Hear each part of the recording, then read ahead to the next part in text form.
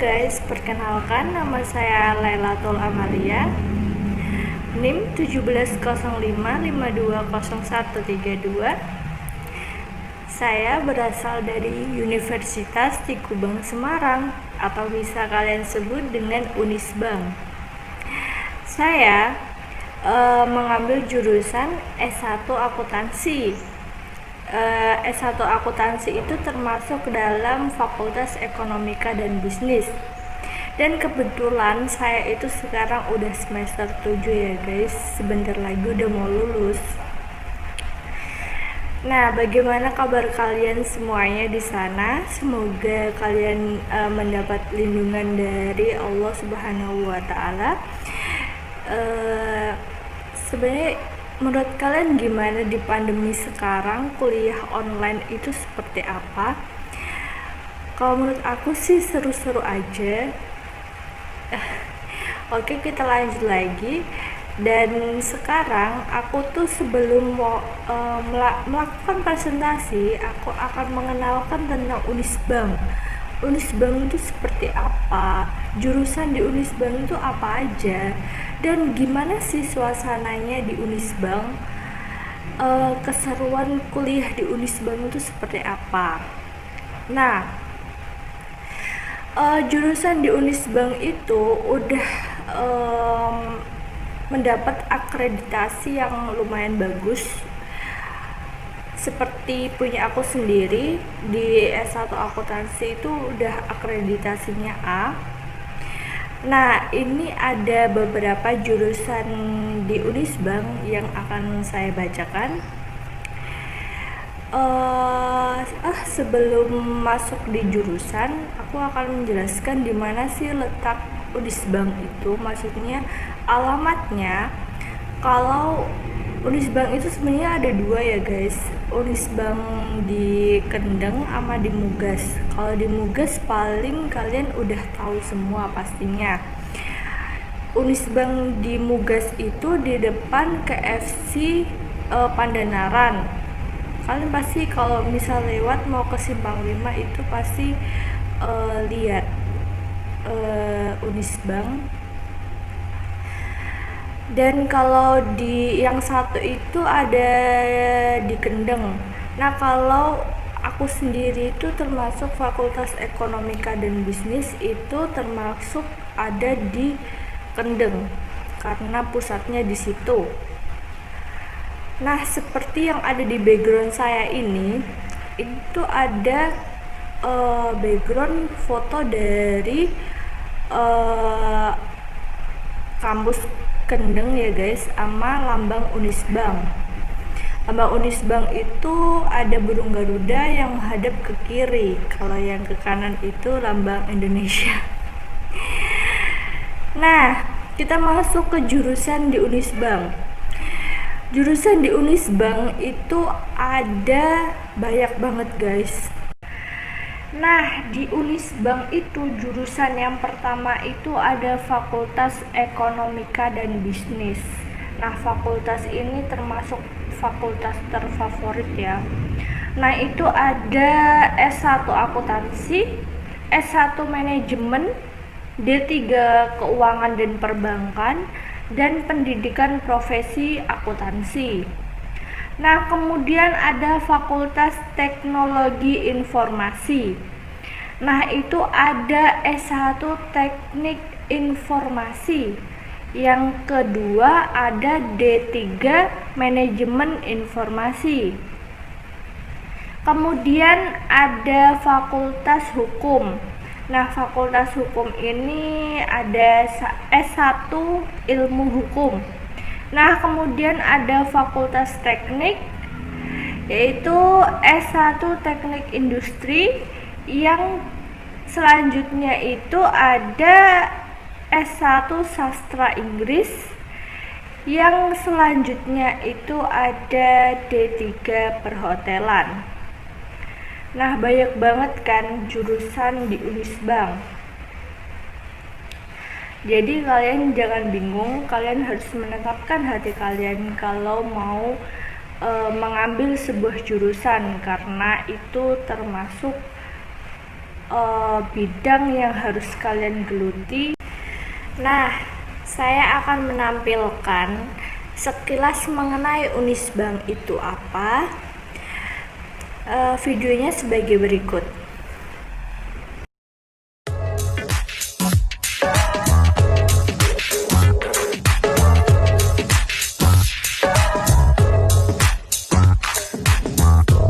Unisbank Entrepreneurial IT-Based University.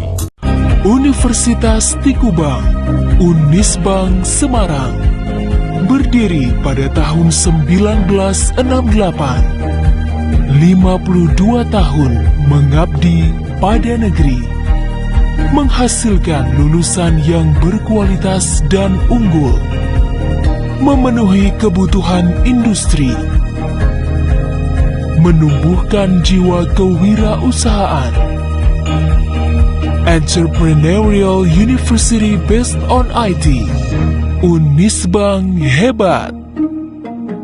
Mempunyai misi menciptakan wirausaha muda yang memiliki mental entrepreneur dan mandiri. Dengan visi misi, pada tahun 2028 menjadi universitas yang unggul dan berdaya saing global berbasis teknologi informasi dan komunikasi atau TIK serta kewirausahaan.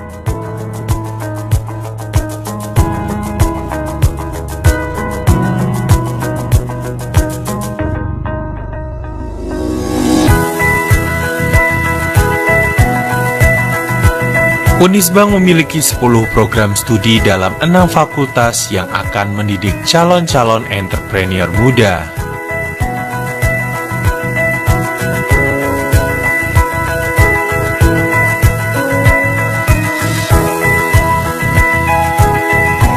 Fakultas Ekonomika dan Bisnis.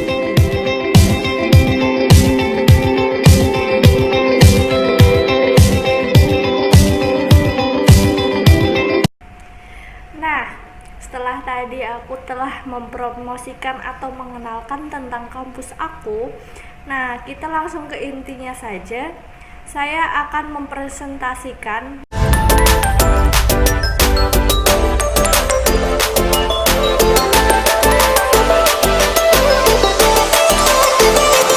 mengenai audit investigasi dengan teknik audit. Nah, ini itu termasuk dalam makul audit investigatif. Presentasi ini aku mengambil dari buku akuntansi forensik dan audit investigatif dari ciptaan Theodorus M. Tuanakota. Nah, bukunya akan aku kasih di belakang ya guys, biar kalian bisa tahu seperti apa sih buku yang aku ambil untuk presentasi ini. Oke, kita lanjut aja ke intinya. Audit umum atau audit keuangan bertujuan memberi pendapat auditor independen mengenai kewajaran penyajian laporan keuangan. Oleh karena itu, audit ini juga disebut audit opinion audit. Audit investigasi lebih dalam dan tidak jarang melebar ke audit atas hal-hal yang tidak disentuh atau tidak tersentuh oleh opinion audit. Audit investigatif diarahkan kepada pembuktian atau tidak adanya fraud atau termasuk korupsi dan perbuatan melawan hukum lainnya seperti tindak pidana pencucian uang. Meskipun tujuan opinion audit berbeda dari audit investigatif, teknik auditnya sama. Hal yang berbeda hanyalah penerapan yang lebih intens dalam audit investigatif. Penerapan teknik yang lebih mendalam kadang-kadang melebar dengan fokus pada pengumpulan bukti. Bukti hukum untuk menetapkan apakah seorang melakukan atau tidak melakukan fraud. Teknik audit adalah cara-cara yang dipakai dalam mengaudit kewajaran penyajian laporan keuangan. Hasil dari penerapan audit adalah bukti audit. Oleh karena itu, ada penulis yang menggunakan istilah teknik audit dan jenis audit itu dalam makna yang sama. Kemudian itu ada 7 teknik audit. Yang pertama itu memeriksa fisik. Yang kedua, meminta konfirmasi. Yang ketiga, memeriksa dokumen. Yang keempat, review analitikal. Yang kelima, meminta informasi lisan atau tertulis dari audit. Yang keenam, menghitung kembali. Yang ketujuh, mengamati. Nah, kalau teknik-teknik audit itu diterapkan dalam audit umum, maka bukti audit yang berhasil dihimpun akan mendukung pendapat audit independen.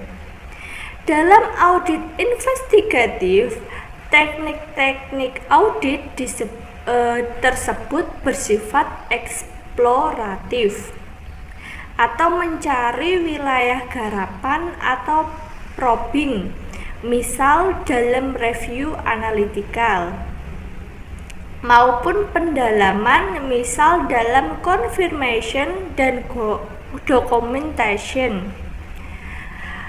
Teknik-teknik audit relatif sederhana untuk diterapkan dalam audit investigatif.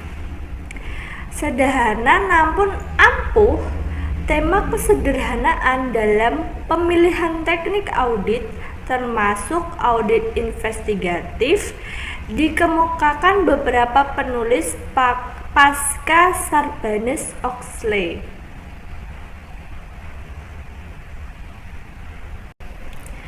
Nah, kemudian itu ada kunci keberhasilan.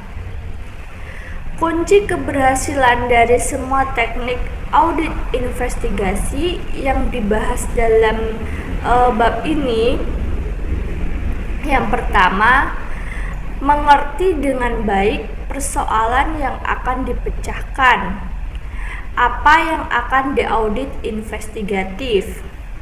Yang kedua, kuasai dengan baik teknik-teknik audit investigatif.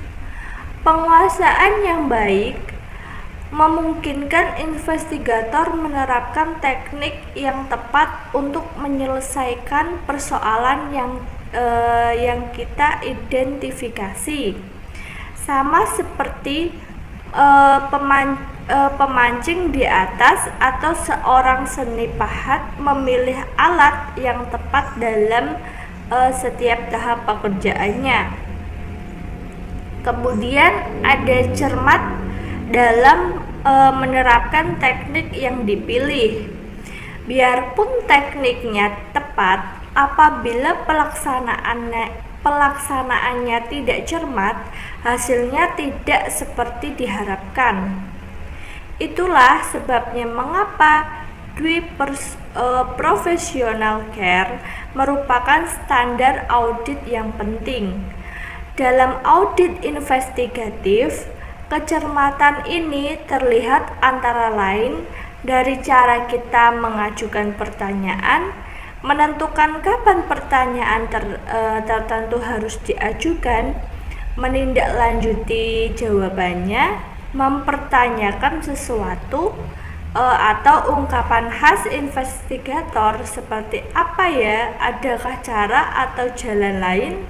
Apakah ini tidak terlalu bagus atau tidak terlalu bagus untuk benar?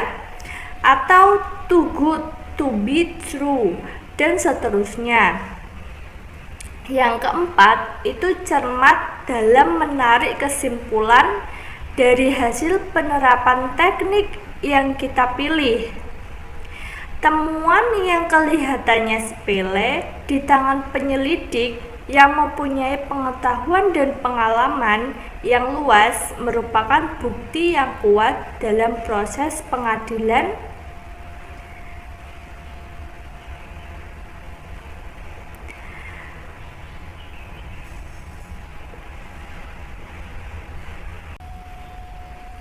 Nah, tadi kan aku sudah menyebutkan 7 teknik audit. Nah, sekarang aku akan menerangkan dari ketujuh audit itu.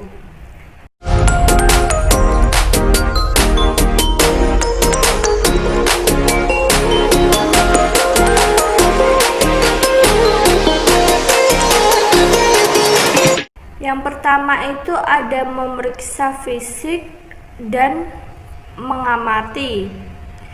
Memeriksa fisik diartikan sebagai penghitung uang tunai baik dalam mata uang rupiah atau mata uang asing, kertas berharga, persediaan barang, aset tetap, dan barang berwujud atau lain-lain. Kemudian mengamati sering diartikan sebagai pemanfaatan indera kita untuk mengetahui sesuatu. Yang pertama itu ada indera penglihatan. Jika melakukan kunjungan ke pabrik, kita melihat luas pabrik, peralatan yang ada, dan kegiatan yang dilakukan di pabrik. Kemudian itu ada indera pendengaran. Mendengar kebisingan yang keluar dari alat yang ada di pabrik. Kemudian itu menggunakan indera penciuman. Mencium bau yang berada di pabrik. Misal pabrik parfum, itu akan kita mencium bau wangi. Kalau kita berada di kayak pabrik daur ulang sampah, itu pasti kita akan mencium bau yang tidak enak karena itu dari sampah. Kemudian itu ada indera perasa. Indera perasa ini biasanya ada di kayak pabrik makanan, pabrik snack kayak gitu, pokoknya pabrik tentang makanan. Nah, biasanya ini kita dapat mencicipi makanan tersebut. Misal makanan ini tuh udah sesuai standar dari pabrik tersebut atau belum. Kemudian itu ada indera peraba. Itu merasakan suhu panas atau dingin. Biasanya ini ada di pabrik pabrik es krim. Nah, ini kalau pabrik es krim, kalau kita mau berada dalam penyimpanannya es krim tersebut, itu akan mendapat suhu yang dingin. Dan ini juga bisa pada pabrik tentang pengelolaan besi, itu kita akan merasakan panas. Nah, selanjutnya untuk audit investigatif, penulis tidak membedakan pemeriksaan fisik dan pengamatan. Dalam kedua teknik ini, investigator menggunakan inderanya untuk mengetahui atau memahami sesuatu.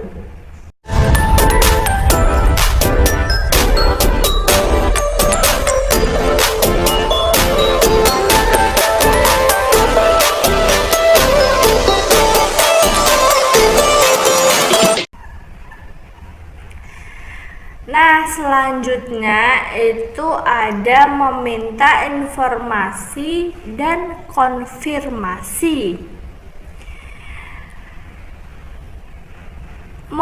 Permintaan informasi harus dibarengi, diperkuat, dan dikolaborasi dengan informasi dari sumber lain atau diperkuat dengan cara lain. Permintaan informasi sangat penting dan juga merupakan prosedur yang normal dalam suatu audit investigatif. Meminta konfirmasi adalah meminta pihak lain atau dari yang diaudit investigatif untuk menegaskan kebenaran atau ketidakbenaran suatu informasi. Dalam audit, teknik ini umumnya diterapkan untuk mendapatkan kepastian mengenai saldo utang atau piutang, akan tetapi sebenarnya ini dapat diterapkan untuk berbagai informasi keuangan maupun non-keuangan. Dalam audit investigatif, kita harus memperhatikan apakah pihak ketiga mempunyai kepentingan dalam audit investigatif. Dalam kasus tender pengadaan barang, permintaan konfirmasi dari penyuplai yang cenderung melindungi penjabat perlu diperkuat. Misalnya dengan konfirmasi dari Direktorat Jenderal Bea dan Cukai kalau barang tersebut diimpor.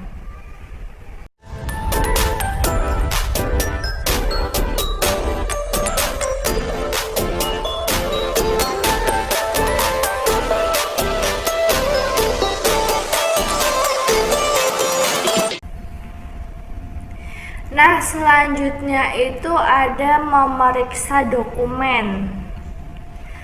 Teknik ini tidak memerlukan pembahasan khusus. Tak ada audit investigatif tanpa pemeriksaan dokumen. Hanya saja dengan kemajuan teknologi, definisi dokumen menjadi lebih luas, termasuk informasi yang diolah, disimpan, dan dipindahkan secara elektronik.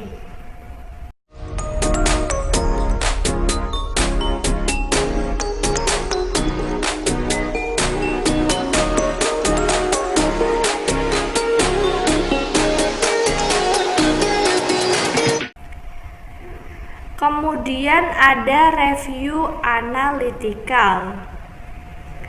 Dalam review analitikal, yang penting bukannya perangkat lunaknya, tetapi semangatnya, seperti dikatakan Hawke di atas. Think analytical first. Ini ciri audit atau investigator yang tangguh atau kuasa gambarnya yang lebih besar. Kemudian ada beberapa macam variasi dari teknik review analytical. Namun semua didasarkan atas perbandingan antara apa yang dihadapi dengan apa yang layak harus terjadi dan berusaha menjawab sebab terjadinya kesenjangan. Apakah ada kesalahan, fraud, atau salah merumuskan patokannya? Di bawah ini ada beberapa teknik review analitikal disajikan dengan label tertentu untuk memudahkan pemahaman. Nah, yang pertama ini susah banget guys membacanya karena ini memakai bahasa Jerman. Aku nggak tahu ucapan aku ini bener apa enggak. Kalau tidak, kalian bisa komen di bawah yang bener itu seperti apa, yaitu Betrieb Verlegs NZ Verlegs. Dalam Betrieb Verlegs kita membandingkan perusahaan Betrieb yang kita audit investigatif dengan saingannya yang seukuran, terutama pada Betrieb lainnya itu cukup banyak. Kita bisa mempunyai rata-rata industri yang andal.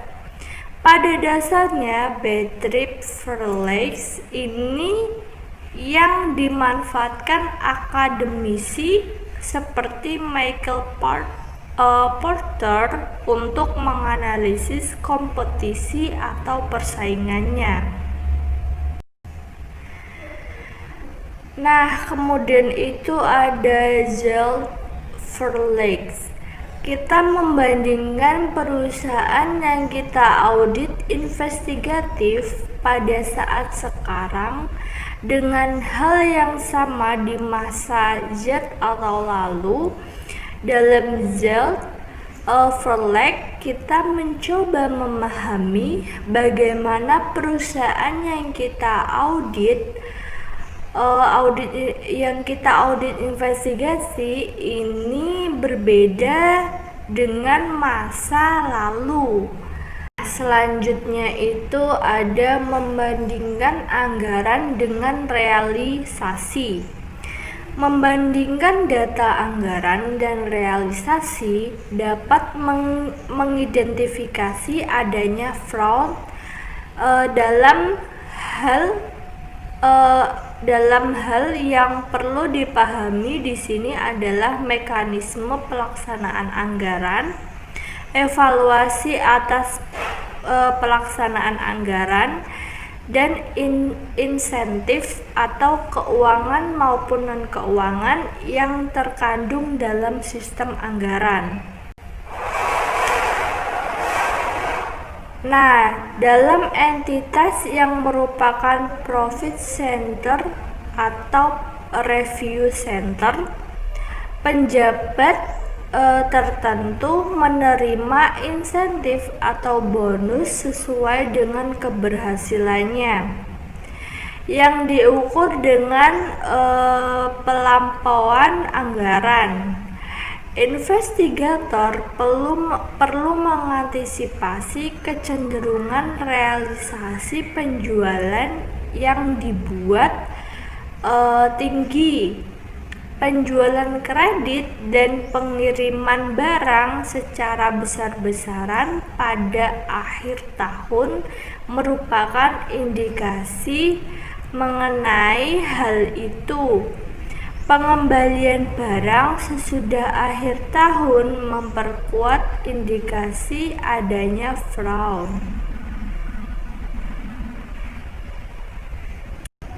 Kemudian itu ada analisis vertikal dan horizontal. Analisis vertikal dan horizontal merupakan analisis rasio laporan keuangan.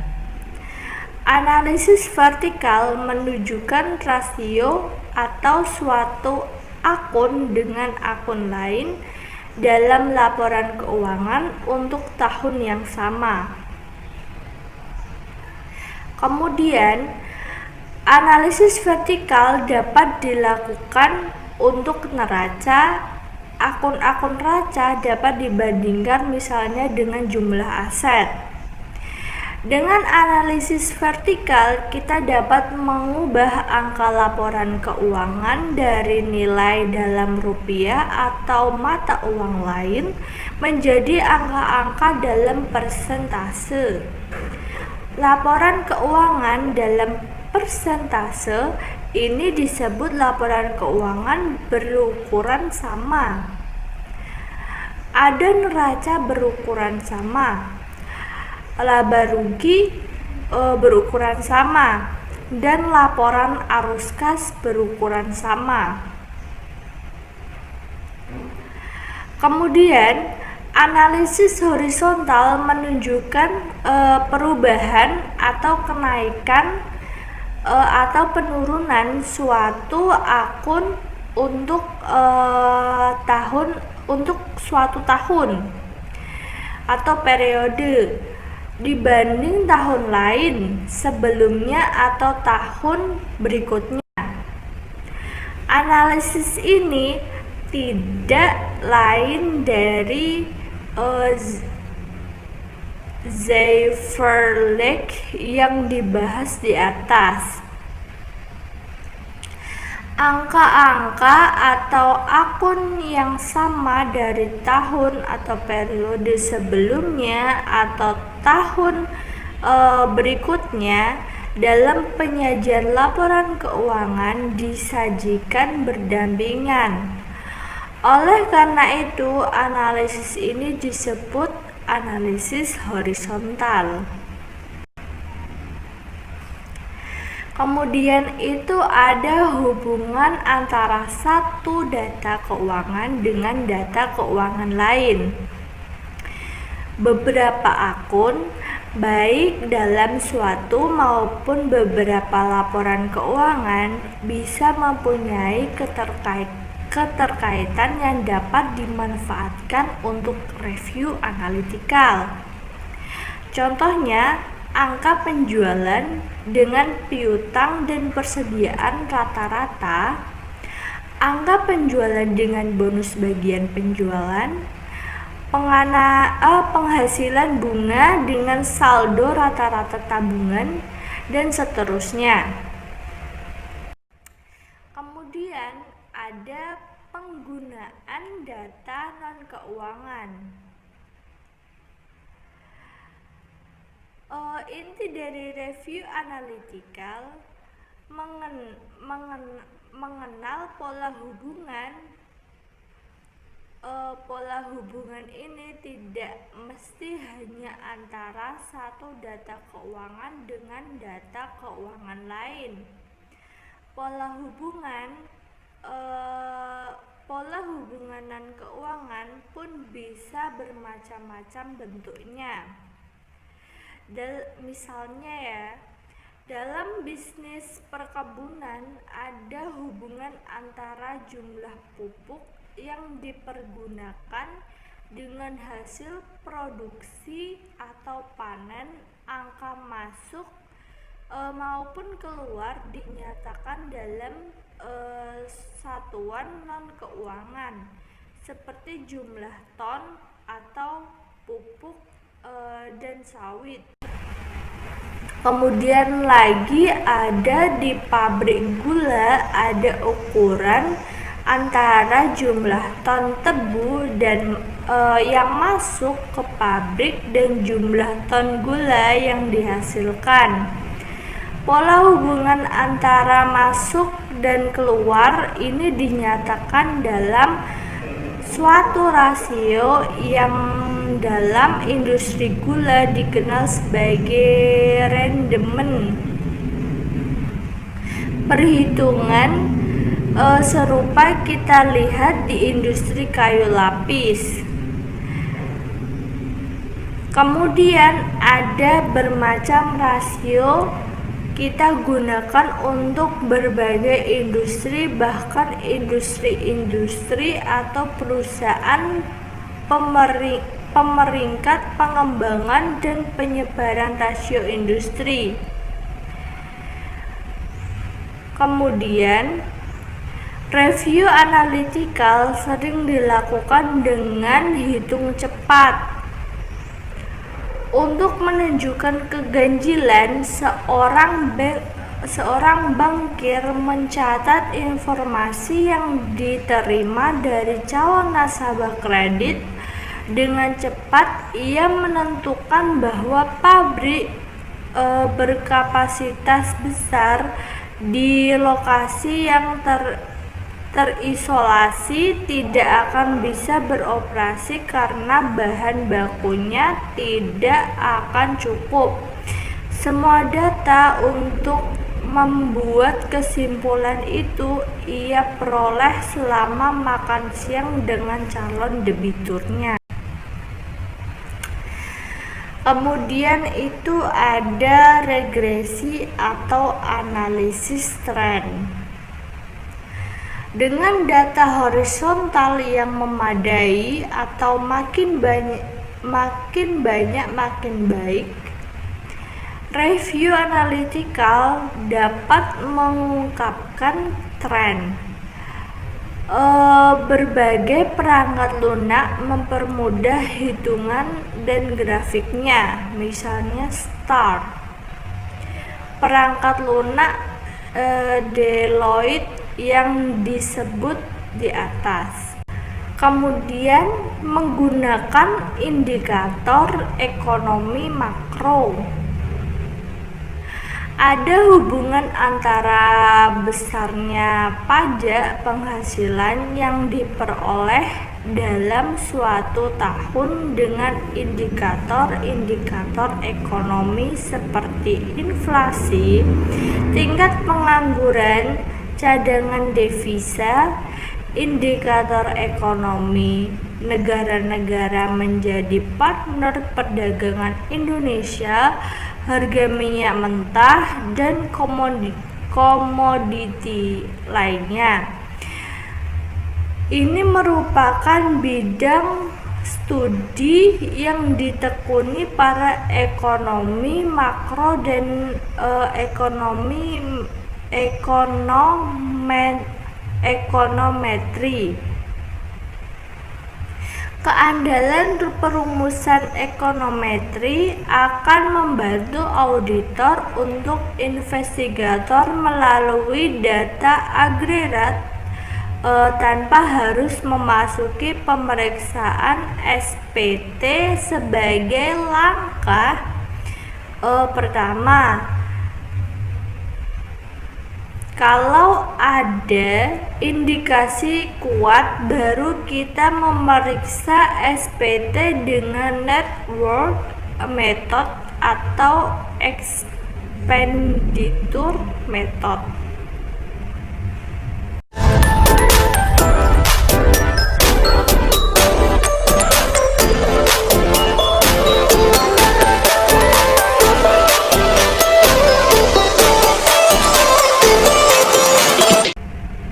Kemudian itu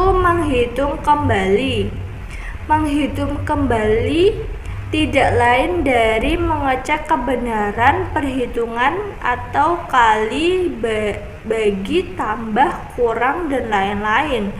Itu prosedur yang sangat lazim dalam audit.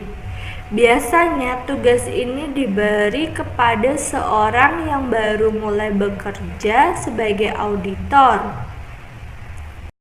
Dalam audit investigatif, perhitungan yang dihadapi umumnya sangat kompleks, didasarkan atas kontrak dan perjanjian yang rumit.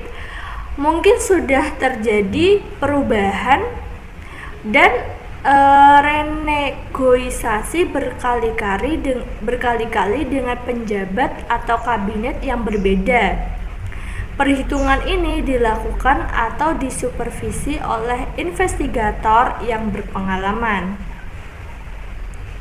Nah, untuk penutupan, kesimpulan dari bab ini yaitu Bab ini membahas tentang teknik audit investigatif yang memanfaatkan teknik-teknik audit yang sudah dikenal oleh auditor yang melakukan audit atas laporan keuangan. Perbedaannya hanya dalam tujuan dan lingkup. Dalam audit atas laporan keuangan, tujuannya adalah memberikan pendapat mengenal kewajaran laporan keuangan sesuai dengan standar akuntansi keuangan. Hasil audit ditujukan oleh bentuk opini seperti qualified opinion, disclaimer of opinion, atau adverse opinion. Tujuan audit investigatif adalah mengumpulkan bukti-bukti yang dapat diterima oleh ketentuan perundang-undangan yang berlaku atau mengumpulkan bukti hukum dan barang bukti sesuai dengan hukum acara atau hukum pembuktian yang berlaku. Lingkup atau intensitasnya juga berbeda dalam audit atau laporan keuangan. Audit mengumpulkan bukti audit untuk memberikan reasonable assurance atau keyakinan yang memadai. Audit investigatif lebih dalam dan lebih luas dari audit atas laporan keuangan, karena bukti hukum dan barang bukti yang dikumpulkan akuntan forensik akan diuji dalam persidangan atau pengadilan atau di luar pengadilan. Pengujian ini adalah akan menentukan apakah bukti dan barang bukti ini dapat menjadi alat bukti yang dapat memberikan keyakinan kepada majelis hakim. Tidak jarang cara atau mindset berpikir yang kurang hati-hati dalam audit atas laporan keuangan atau cara berpikir yang lebih hati-hati dalam audit investigatif seolah-olah membedakan keduanya. Ini sebetulnya tidak boleh terjadi. Contoh, dalam teknik observasi perhitungan persediaan barang, audit dalam audit atas laporan keuangan mungkin berpikir bahwa teknik observasi perhitungan persediaan sekedar untuk melihat kecocokan jumlah fisik dan jumlah administrasi selama jumlah kedua informasi ini cocok. Auditor akan puas. Sebaliknya, auditor dalam audit investigasi memanfaatkan teknik observasi perhitungan persediaan barang untuk menentukan apakah persediaan barang tidak terlalu banyak dibanding dengan kebutuhan normal atau jumlah pesanan yang ekonomis. Ia melihat potensi fraud dalam pengadaan barang yang berlebihan. Cara berpikir audit untuk audit atas laporan keuangan dalam contoh pengamatan perhitungan persediaan barang dan auditor dalam audit investigatif seharusnya sama. Professional teams harus dianut oleh auditor untuk audit atas laporan keuangan maupun auditor dalam penanganan audit investigatif, meskipun tujuan dan intensitas kedua jenis audit ini sebelum mengakhiri presentasi ini, saya akan memberikan kata-kata motivasi untuk kalian semua. Nah, kata-katanya sebagai berikut. Saat mampu mengukir prestasi, tentu boleh berbangga dan menikmati hasilnya. tetapi jangan lupa diri. Ingat, sukses hari ini tidak menjamin sukses di kemudian hari. Pastikan untuk selalu memoles diri. Nah, kata-kata itu tuh maksudnya bahwa kita tuh kalau misal berhasil atau kita memperoleh prestasi saat ini, jangan terlalu kita sombong. Misal teman kita nilainya tidak sebagus kita, nah kita sombong, ini nilai kamu tuh jelek banget sih, beda sama nilai aku dapat nilai ini A loh, kamu kok cuma dapat B. Jadi kita tuh jangan berbangga diri dulu. Bisa aja di kemudian hari kita, karena kita terlalu berpikir gue udah pintar, tanpa gue harus belajar, aku akan tetap mendapatkan nilai yang bagus. Dan kita terlalu terlena banget dan kita nggak belajar. Kemudian besoknya lagi ada ulangan dari dosen, kita nggak belajar, sedangkan teman kita yang kita ejek itu dia belajar karena kita mengejek dia karena semangat belajarnya itu meningkat banget. Dia belajar dan dia mengasah terus, belajar materi-materi yang diajarkan oleh dosen. Kemudian dia menjadi bisa mengerjakan soal-soal itu, sedangkan kamu nggak bisa mengerjakan soal itu. Dan sekarang posisi kita itu berbalik, dia mendapatkan nilai A sedangkan kamu mendapatkan nilai B. Nah, dari kata-kata bijak yang tadi aku ucapkan itu, yang tadi aku jabarkan, bahwa sebenarnya tuh prestasi kita itu harus dipoles. Itu maksudnya kita harus, walaupun kita prestasinya baik, kita harus rendah diri, kita harus berusaha lagi. Gimana sih besok lagi kalau ada ulangan aku mendapatkan atau kita mendapatkan nilai A, dan jangan sampai kita nilainya menurun gitu loh, seperti itu.